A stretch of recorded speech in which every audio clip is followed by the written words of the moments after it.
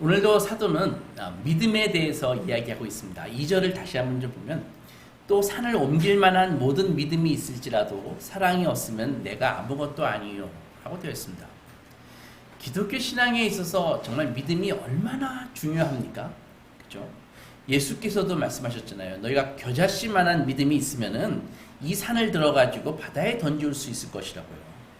그러니까 이 신앙생활에 있어서 믿음의 그 위대함이라는 것은 정말 말로 할 수가 없죠. 믿음은 공경에 빠진 사람을 구원해내기도 하고 숙명적으로 복종하며 실패가 확정된 사람들에게 새로운 환경을 열어주기도 합니다. 가망 없는 사람들이 믿음의 기도로 소망을 얻고 불같은 시험을 믿음으로 이깁니다. 사드락 메삭 아벳느고가 풀무불 속에서 그 용광로 속에서 믿음으로 승리했고 다니엘이 사자굴 속에서 믿음으로 승리했습니다. 그런데 오늘 사도는 너희가 산을 옮길 만한 믿음이 있을지라도 사랑이 없으면 내가 아무것도 아니다 라고 그렇게 말씀합니다. 지난 시간에 고린도전서 13장 이 서론을 이렇게 한 두세 시간에 걸쳐 말씀드리면서 한 사람이 먼저 하나님의 사랑을 깊이 깨닫게 될 때 그때 비로소 기독교적인 사랑을 할 수 있는 사람이 된다라고 말씀드렸습니다. 사람은 태어날 때 유감스럽지만 선하게 태어나지 못합니다. 원죄를 갖고 태어나기 때문에 태어날 때부터 죄로 말미암아서 철저하게 사실은 부패한 상태에서 태어납니다. 모든 아기들이 너무 이쁘지만 그래서 온전한 사랑을 할 수 있는 그런 기능을 갖고 있지 못합니다. 하지만 이렇게 죄의 상태에서 태어나지만 인간은 사랑할 수 있는 가능성과 흔적을 갖고 태어난다는 것입니다. 왜냐하면 인간은 하나님의 형상대로 창조되었기 때문입니다. 그러나 그것만으로는 기독교적인 사랑을 실천하고 사는 것은 불가능합니다. 그렇기 때문에 그런 문제에 대한 궁극적인 치료는 하나님의 사랑을 깨닫고 하나님의 사랑을 받아야 비로소 온전한 사랑을 베풀 줄 알게 되는 것이죠. 왜냐하면 사랑은요, 어떤 배움이나 학습을 통해서 그 습득되는 것이 아니라 경험과 삶과 인격적인 만남을 통해서 습득되는 것입니다. 즉 사랑은 영적인 관계를 통해서 습득되는 것입니다. 결국 기독교적인 사랑은 한 사람이 신앙생활을 하면서 하나님의 참 사랑을 만나야 기독교적인 사랑을 할 수 있게 된다는 것이죠.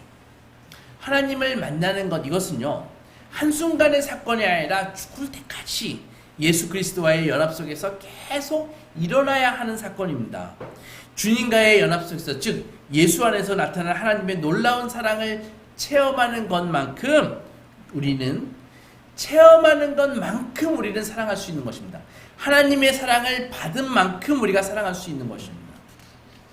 그러므로 예수 그리스도의 그 십자가 사건 안에서 나타난 하나님의 사랑이 얼마나 크고 놀라운지를 체험해 보지 못한 사람은 대부분 기독교적인 사랑을 할 수 없는 그런 능력이 없다는 것이죠. 그렇게 예수 안에서 나타난 하나님의 큰 사랑이 얼마나 놀라운지에 대한 개인적인 체험이 반드시 있어야 된다는 것입니다.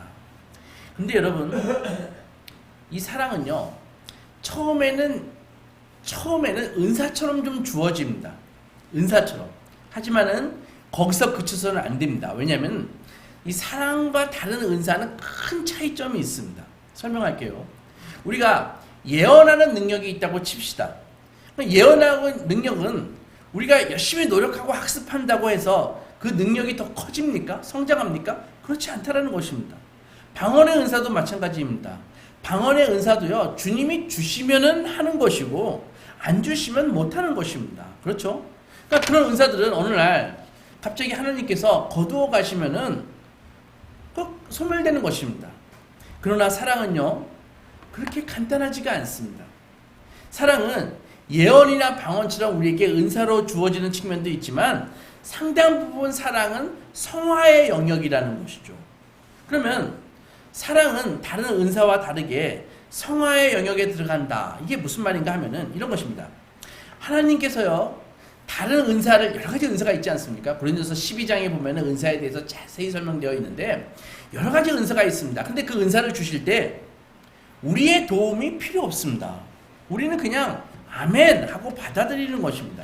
지난주에 말씀드렸듯이 저도 한때 방언을 받을 때 방언을 달라고 제가 기도할 적도 없는데 전혀 뜻밖의 상황에서 방언을 잠깐 받았다고 말씀드렸습니다.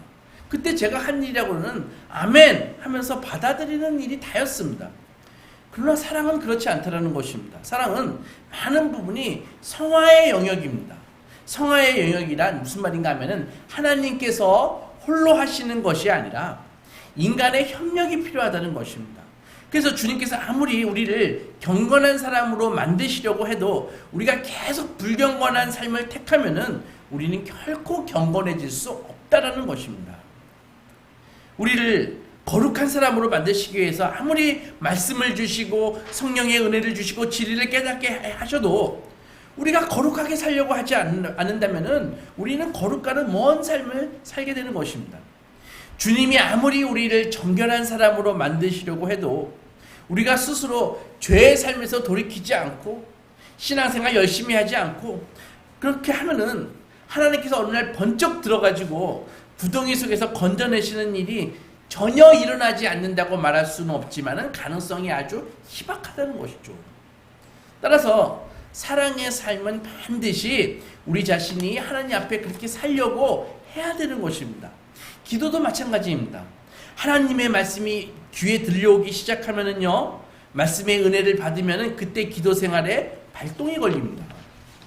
이렇게 기도 생활의 시작은요, 반드시 말씀의 감화에서부터 시작되는 것입니다.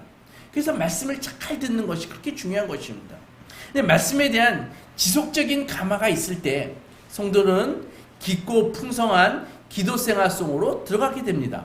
하지만 우리의 삶을 보면 어떤 사람은 분명히 말씀의 감화를 받았는데 기도 생활 속으로 안 들어가는 사람이 있습니다. 뭐예요? 영적인 게으름이죠. 말씀의 감화를 그냥 흘려버리지 않고 자신의 게으름과 타협하지 않고 부지런히 기도하기로 맹세하고 자신을 끊임없이 복종시키는 사람들은 매일 정규적인 기도 생활 속으로 들어가는 것입니다. 그렇게 기도 생활로 들어가기 때문에 그런 성도는 말씀을 향해 더 열린 마음을 갖게 되고 더 많은 감화를 받을 수 있는 영혼의 준비가 기도 생활 속에서 이루어지는 것입니다. 말씀은 기도에 불을 붙이고 또 기도는 말씀의 감화를 받을 마음을 준비시킵니다. 뭐예요? 거룩한 선순환이 일어나는 것입니다. 그래서 예수님의 말씀처럼 있는 사람들은 점점 더 풍성해지고 없는 사람들은 그 있는 것까지 빼앗긴다. 그런 말씀입니다. 이 은혜의 세계가 이렇다는 것입니다. 이것은 무엇을 우리에게 보여주고 있습니까? 사랑은 다른 은사와는 달리 그냥 주어지는 것이 아니라 개인의 성화의 삶 속에서 이루어진다는 것입니다. 만약 그렇지 않다면 굳이 사도가 사랑은 오래 참고 사랑은 온유하며 시기하지 않고 사랑은 자랑하지 않고 교만하지 않고 그렇게 말할 필요가 없을 것입니다. 어차피 하나님이 주시면은 하고 안 주시면 안 하는 것이라면은 뭘 참을 게 뭐가 있어요? 뭘 자기 유익을 구할 게 뭐가 있고 뭐 예의를 갖추고 그럴 필요가 없습니다. 그냥 내가 사랑을 하면은 이거 하나님이 주셔서 하신 거야. 내가 사랑하지 않으면 하나님이 안 주셨기 때문에 나는 사랑하지 않아. 이러면 되지 않을까요? 그러나 사도는 그렇게 이야기하지 않습니다. 다른 은사와는 달리 사랑에 대해서는 적극적으로 구하라. 누구에게? 하나님에게 구하라고 그렇게 얘기합니다. 그러니까 기도 제목이 하나님, 저는 사랑이 없습니다. 저에게 당신의 사랑을 나누어 주십시오. 이것이 성도의 기도 제목이 되어야 한다는 것입니다. 이 기도 제목 가지고 기도하고 계십니까? 하나님, 나에게 사랑을 주십시오. 내가 사랑이 없습니다. 이렇게 말입니다. 다시 성경으로 돌아오면은 사도는 반복적으로 사랑이 없으면 아무것도 아니요 라고 말씀하십니다. 이것은 두 가지 의미가 있는데 지금 사도가 예언의 능이 필요 없고 방언이 쓸데없다 이렇게 말하는 것이 아니죠. 중요한 것은 산을 옮길 만한 믿음이 위대하지만 네가 만일 사랑이 동기가 되지 않으면은 그런 능력에도 불구하고 내가 아무것도 아닌 존재가 된다. 그래서 너 안에 그런데 네 안에 사랑이 없지 않는가? 그러니까 너는 사랑을 구해라 라고 사도는 이야기하고 있는 것입니다. 왜 그렇습니까? 사랑은 우리에게 속한 것이 아니라 하나님에게 속한 것이기 때문에. 그래서 요한 사도가 요한일서에서 4장 7절에서 이렇게 이야기했지 않습니까? 사랑하는 자들아, 우리가 서로 사랑하자. 사랑은 하나님께 속한 것이니 사랑하는 자마다 하나님께로부터 나서 하나님을 알고 사랑하지 아니하는 자는 하나님을 알지 못하나니 이는 하나님은 사랑이심이라. 하나님께서 세상을 이처럼 사랑하셔서 당신의 아들 예수 그리스도를 우리를 위해 화목제물로 주셔서 십자가 지게 하셨습니다. 그러므로 그 사랑이 우리의 마음의 부분이 되어야 됩니다. 우리같이 돌같이 굳은 마음을 갖고 있고 우리의 유익밖에 모르고 남을 위해 희생할 줄 모르고 섬길 줄 모르고 이기적인 삶을 살아가는 사람들을 녹여버리는 가장 훌륭한 방법은 바로 하나님의 크고 놀라운 사랑에 압도되게 하시는 것입니다. 나 같은 죄인을 향해 부어주신 하나님의 그 놀라운 십자가 사랑에 감동되게 만드셔서 그 앞에 할 말을 잃게 만드는 것입니다. 이렇게 하나님의 사랑이 부어질 때 우리는 비로소 사랑할 수 있는 사람으로 변화된다는 것입니다. 아까 기도에 대해서 말씀드렸지만 주님께서 우리에게 이 기도의 영을 부어주셔서 기도의 영을 부어주셔야지 우리는 깊은 기도의 세계 속으로 들어갈 수 있습니다. 하지만 동시에 주님께서 우리에게 너희는 기도하라, 항상 기도하라 라고 말씀하시잖아요. 성령 충만해서 내가 성령 충만해서 기도의 문이 활짝 열려 있든지 아니면 죄악으로 말미암아서 하나님과 나 사이에 기도할 수 없는 장벽이 지금 착 가로막혀 있어가지고 그렇게 있든지 간에 그런 것과는 상관없이 주님께서 항상 기도하라 라고 말씀하십니다. 이 두 가지가 분리되지 않는다는 것입니다. 부지런히 찾고 매달리고 끈기 있게 하나님 앞에 간구하는 사람들에게 주께서 그에게 기도의 영을 부어주십니다. 동시에 기도의 영을 부음받은 사람들이 하나님 앞에 끈기 있게 기도 생활을 이어가는 것입니다. 사랑도 마찬가지입니다. 끊임없이 주님으로부터 사랑의 감화를 입어야 됩니다. 주님의 말씀과 십자가의 사랑을 묵상할 때 우리는 그 사랑에 대해 깊이 생각하고 깨닫게 됩니다. 우리는 그 사랑을 받을 자격이 없는 존재임에도 분에 넘치는 은혜를 입었으며 늘 울어도 눈물로써 그 놀라운 사랑을 갚을 수 없기에 순종의 삶을 살게 되는 것이죠. 예수 그리스도의 생애를 한번 생각해 보십시오. 주님의 생애는요, 믿음으로 사신 생애였고, 그리고 수많은 기적 속에서 사신 그런 생애였습니다. 주님은 탄생부터 기적적인 방법으로 태어나셨습니다. 탄일밤, 그 밤에 밤하늘을 두루 비치던 별빛이 있었고 천사들의 찬송이 창공을 가르고 울려 퍼졌습니다. 동방의 박사들은 동방에서부터 하나의 별이 그들을 인도해가지고 아기 예수의 구유로 인도해서 황금과 유황과 몰약 예물을 바치면서 경배했습니다. 예수님의 생애는 또한 어떠했습니까? 주님의 생애를 말할 때 기적을 이야기하지 않고는 그분의 생애를 말할 수 없습니다. 수많은 병든 자를 고치신 것은 얼마나 놀라운 기적입니까? 죽은 지 사흘이 지나서 냄새가 펄펄 나서 죽어있는 그 나사로를 수위를 두른 채 불러내신 분이 예수님이십니다. 죽음을 이기신 능력이었죠.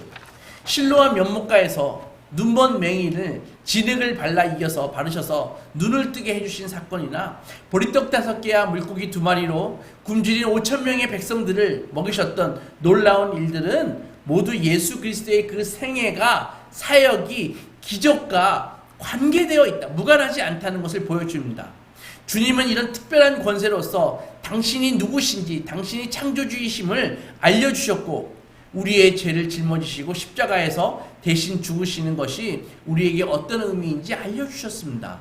이렇게 그분의 생애 자체가 연속적인 그런 기적과 예언의 연속이었죠. 그러나 여러분, 만약에 예수께서 죽은 자를 살리시고 병든 자를 고치시고 풍락이는 바다를 잔잔케 하고 수많은 사람을 먹이시는 것으로 그분의 생애가 끝났다고 한다면 우리는 그분의 생애를 통해서 무엇을 배울 수 있을까요? 한때 놀라운 기적을 행하셨지만 지금은 사라지신 좋으신 분? 그것뿐이었을 것입니다. 생각해 보십시오. 2000년 전 예수께서 오셨을 때 우리가 병고침을 받았습니까? 또한 병고침을 받았던 그 많은 사람들이 모두 어떻게 됐어요? 다시 병들어서 죽었습니다. 베세다 들판에서 보리떡을 먹었던 사람들은 그 다음날 다시 배가 고팠고요. 그 사람들이 이제 이 땅에 지금 존재하지 않습니다. 그렇다면 우리가 예수님이 베푸셨던 그 기적과 내가 무슨 상관이 있습니까? 우리가 그 기적을 눈으로 봤습니까? 체험했나요? 그 기적을 체험한 사람들과 우리가 무슨 상관이 있습니까? 상관이 없습니다. 그럼에도 불구하고 우리가 성경을 읽으면서 병자들이 고침을 받고 죽은 자들이 살아나는 그 기적을 보면서 감화를 받는 것은 내가 병들었기 때문도 아니고 내가 죽어 있었기 때문도 아닙니다. 내가 굶주렸기 때문에 베스다 들판의 그 오병이어의 사건을 보면서 감격한 것도 아닙니다. 주님이 보리떡과 생선을 주시지 않아도 우리는 얼마든지 마트 가가지고 빵 사 먹을 수 있고 생선 사 먹을 수 있습니다. 그 정도 돈 우리 다 갖고 있습니다. 그럼에도 불구하고 우리는 예수님의 이 기적의 사건들을 보면서 감화와 감동을 받습니다. 왜 그렇습니까? 무엇 때문입니까? 우리는 지금 물고기가 필요 없고 보리떡도 필요 없지만 주님이 베스다 광야에서 보리떡 5개와 물고기 2마리를 손에 들고 축사하시고 5,000명의 그 굶주린 영혼들을 배불리게 먹이셨던 그 놀라운 기적을 일으키신 그 원래적인 동기, 그 사랑, 그것이 우리에게 필요하기 때문입니다. 이것이 바로 당신들의 백성을 불쌍히 여기시는 예수 그리스도의 그 아가페 사랑이시죠. 그렇기에 우리가 성경의 그 기적의 사건들을 보면서 감화를 받는 것입니다. 주님의 놀라운 기적과 신비한 체험 그 자체가 아니라 그것의 근원적인 동기가 우리로 하여금 감동을 주는 것입니다. 과거와 비교할 수 없는 경제적인 풍요 속에서 누리고 있는 지금 이 세대, AI가 많은 것들을 해결해주고 해결해주지만 지금 우리 현재 21세기에도 여전히 우리의 영혼들은 고통하고 있습니다. 여전히 우리의 영혼들은 끊임없이 고난 가운데 있습니다. 그들을 향한 주님의 그 뜨거운 연민과 눈물, 죄 가운데 살아가면서 고통받는 백성들을 긍휼히 여기시는 그 예수 그리스도의 그 아가페 사랑이, 하나님의 아가페 사랑이 여전히 우리를 감동시키고 있는 것입니다. 여러분, 예수님은 수많은 기적을 행하셨지만 그 중에 단 한 번도 자신을 위해서 기적을 행하시지 않으셨습니다.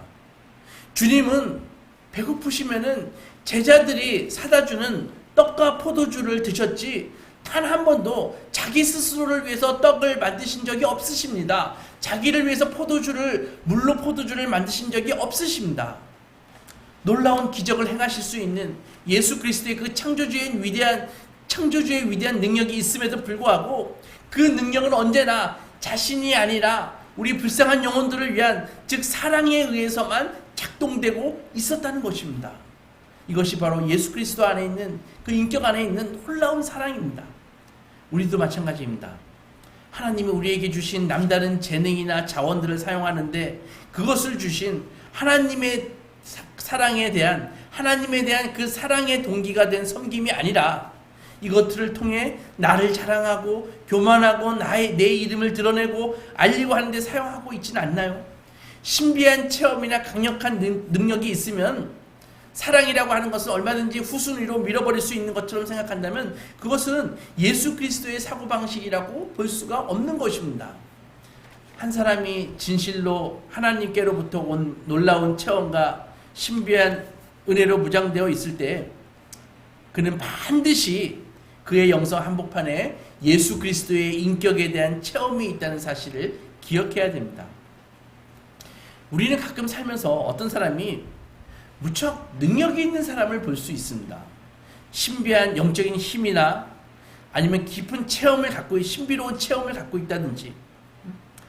그래서 체험이 일천한 우리가 보기에는 대단하게 느껴지지만 그런데 사랑이 거의 없는 사람들을 보게 되는 것입니다.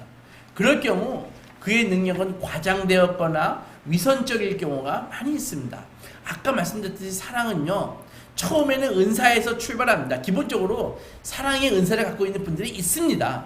하지만 그 사랑은 항상 성화와 연결된다는 것이죠. 그렇게 신비한 체험이나 놀라운 은사를 갖고 있다 할지라도 하나님의 사랑에 깊이 감화를 받아야 하고 이기적인 마음을 갖고 사랑하며 살지 않으려고 하는 내 자신과 끊임없이 싸워가지고 예수 그리스도의 사랑을 실천하기 위해서 자신을 말씀 앞에 복종시키고 자기를 부인하는 삶을 지속적으로 살아야 되는 것입니다.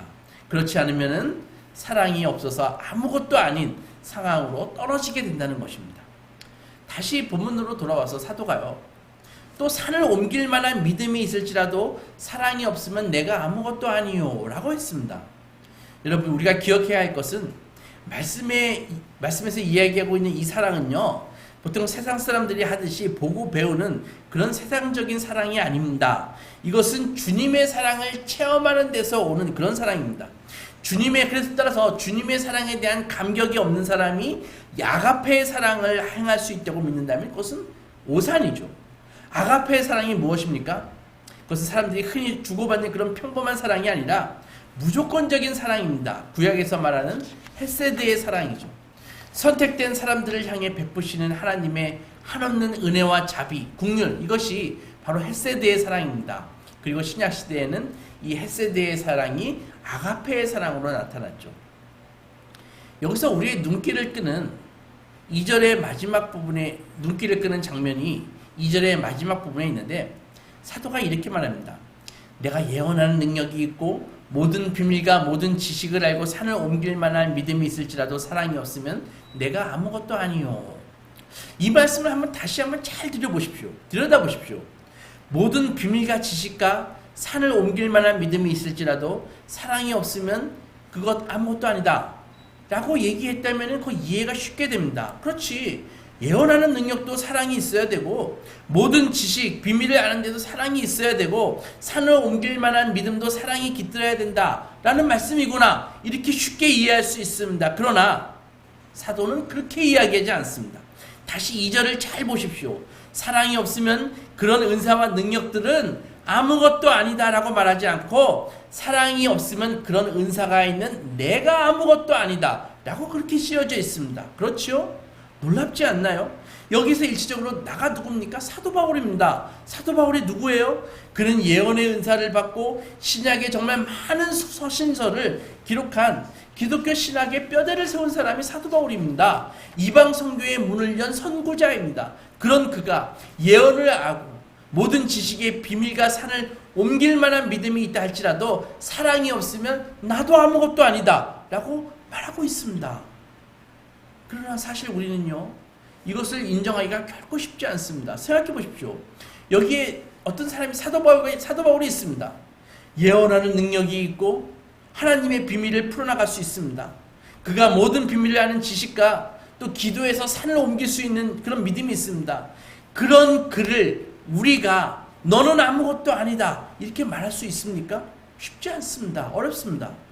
그는 우리보다 기도에 있어서 훨씬 뛰어나고 영적인 일에 대해서 훨씬 해박합니다. 그런 그를 어떻게 우리가 당신은 아무것도 아니다 이렇게 생각할 수 있을까요? 어려운 일이죠. 그러므로 여기서 사도 바울이 내가 아무것도 아니다 라고 말한 것은 바로 인간의 판단과 하나님의 판단이 얼마나 다를 수 있는지를 강조한 말씀입니다. 우리는 여기에서 마태복음 7장에서 하셨던 예수님의 말씀이 떠오릅니다. 21절 보면 나더러 주여 주여 하는 자마다 천국에 들어가는 것이 아니다. 다만 하늘에 계신 내 아버지의 뜻대로 행하는 자가 천국에 들어간다. 이렇게 말씀하셨잖아요. 또 그날에 마지막 날에 예수께서 오실 때 많은 사람이 내게 와서 나더러 주여 주여 우리가 주의 이름으로 선지자 노릇했습니다. 주의 이름으로 귀신을 쫓아냈고 주의 이름으로 많은 선한 일을 했고 권능을 행했습니다. 기억나시죠? 이렇게 얘기하니까 그때 예수께서 뭐라고 말씀하셨습니까? 내가 너희를 도무지 알지 못하니 불법을 행하는 자들아 내게서 떠나가라 이렇게 말씀하셨다고요. 여기에서 내가 너희를 도무지 알지 못하니 라는 이 헬라어 동사의 시제를 보면은요, 처음부터 몰랐다는 것입니다. 이게 부정과거인데 처음부터 그들을 몰랐다. 그들이 예수의 이름으로 권능을 행할 그때부터 예수님은 그때도 그들을 몰랐다라는 말씀을 하고 계시는 것입니다. 무슨 말입니까? 이렇게 참담한 일이 어디 있습니까? 바로 사랑의 동기가 되지 않았기 때문에 그들의 사역은 주님께서 인정하시는 사역이 될 수 없다라는 것입니다. 사랑하는 소망교회 성도 여러분, 우리는 성경의 중심 구절인 요한복음 3장 16절을 잘 알고 있습니다. 하나님이 세상을 이처럼 사랑하사 독생자를 주셨으니 이는 그를 믿는 자마다 멸망하지 않고 영생을 얻게 하려 하심이라. 하나님의 사랑을 깨달은 성도에게는 이 말씀이 신앙의 중심으로 딱 자리 잡고 있습니다. 여러분, 우리가 비록 예언의 능력이 없어도 우리는 아무것도 아닌 존재가 되지 않습니다. 우리가 방언을 못하고 산을 옮길 만한 그런 능력이 없다 할지라도 우리는 아무것도 아닌 사람이 되지 않습니다. 우리가 신령한 비밀을 모른다고 해도 문제가 되지 않습니다. 그러나 사랑이 없으면 우리는 아무것도 아니라는 것입니다. 사랑이 없으면 우리가 갖고 있는 은사가 아무것도 아닌 것이 되는 것이 아니라 우리 자신이 아무것도 아니라는 것입니다. 그러므로 우리는 여기서 예수께서 왜 우리를 위해 십자가의 피로 구원하셔서 당신의 자녀로 삼으신 이유가 무엇인지 깨닫게 됩니다. 예수를 믿고 하나님의 자녀가 된 우리 성도들에게 하나님께서는 세상으로 하여금 당신의 사랑이 무엇인지 보여주시기를 원하셨던 것입니다. 하나님께서 세상을 얼마나 사랑하셨는지 우리를 통해서 우리의 가족에게 알려주시고 싶으신 것입니다. 인간은 하나님을 볼 수도 없고 하나님이 어떤 분인지 결코 깨달을 수 없습니다. 그래서 하나님은 당신의 유일하신 아들 예수 그리스도를 이 세상에 보내셔서 우리를 먼저 구원하시고 우리로 하여금 죄로 인해 버려진 사람들에게 하나님의 사랑을 증거하게 하시는 그런 사명을 다 주신 것입니다. 결국 우리가 먼저 해야 될 것은 하나님을 먼저 깊이 만나서 그분의 사랑을 우리가 체험하고 받는 것입니다. 예수 그리스도와의 연합으로 그분의 사랑이 우리에게 전가되고 우리에게 전달된 사랑은 형제 속에서 그의 부족과 죄가 아니라 하나님의 형상을 보게 되어 그 형상을 사랑하게 되는 것입니다. 하나님의 사랑을 받은 사람들은 이제는 다른 형제를 볼 때마다 그의 죄가 보이는 것이 아니라 그 안에 있는 하나님의 형상을 보게 되는 것입니다. 그래서 그를 사랑하게 되는 것입니다. 이제는 사람들을 볼 때 그가 보통 안 믿는 사람이 아니라 집 나간 자녀로 보이는 것입니다. 그래서 지금 너의 위치는 잘못된 위치야. 너의 집으로 돌아와야 돼. 그런 시각과 마음을 갖게 된다는 것입니다. 이때 성도는 주님을 향한 사랑과 돌같은 사랑으로 망가진 형제의 삶 가운데 존재하고 있는 그리스도의 형상을 바라보게 되어 이제는 그를 사랑하고 예수 그리스도의 복음의 진리로 인도하게 되는 것이죠. 그런 사랑으로 형제를 사랑할 때 그 형제도 필연적으로 하나님의 사랑에 놀라움에 눈을 뜨고 그래서 그도 하나님의 자녀가 되는 것입니다. 이렇게 복음은 그냥 전달되는 게 아닙니다. 복음은 말로 전달하는 것이 아닙니다. 복음은 사랑의 그릇에 담겨서 전달되는 것입니다. 지금 눈을 감고 아직도 복음의 빛 아래에 오고 있지 못한 우리의 가족, 친구, 이웃을 한번 떠올려 보십시오. 몇 번 그들에게 예수 믿으라고 했고 교회 좀 같이 가자라고 말했지만 전달이 잘 되던가요? 잘 안 됩니다. 쉽지 않습니다. 예수 그리스도의 사랑을 만나 우리가 그들에게 그 사랑을 가지고 다가야 됩니다. 복음은 예수 그리스도의 그 사랑의 그릇에 담겨서 전달될 때만 전달되는 것입니다. 아무쪼록 우리 소망가족 모두 우리가 만난 하나님 아버지의 사랑의 눈으로 그들을 바라보고 사랑의 그릇에 복음을 담아 가족과 이웃을 빛과 진리 가운데 인도하시기 주님의 이름으로 축원합니다.